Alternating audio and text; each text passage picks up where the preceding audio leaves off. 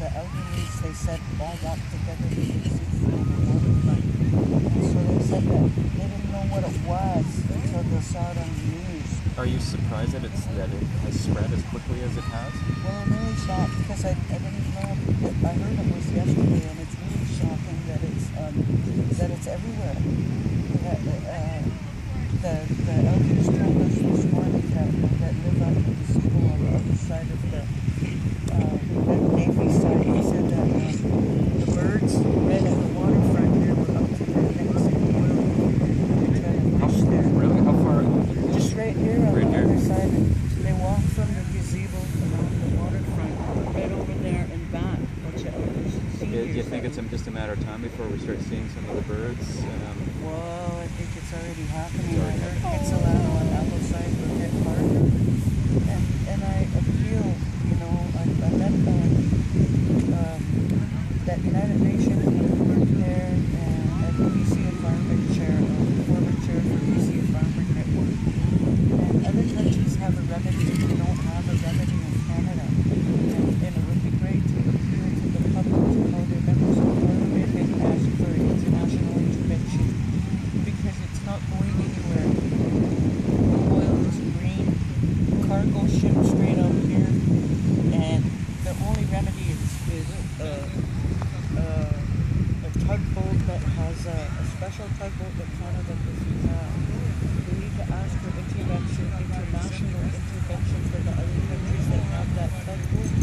It sucks up the water and spits out the sea salt in the back of the tugboat, and it has a filter on the side, and the oil goes into that side boat and it's stored there. So, and there's one other boat that other countries have, and it's like a net, like fishermen when they set their net, but it's sponges instead of a hole at the bottom. So the oil is picked up in those sponges, and then they put it into another side boat, and it needs 4 boats on each side of that ship that's leaking, because they can't fix the ship because of the powerful impact of the leak. So we can't fix the ship, but we need Canada to not be too proud to ask for help. There's 6 or 7 other European countries, but States is right there. They have this equipment.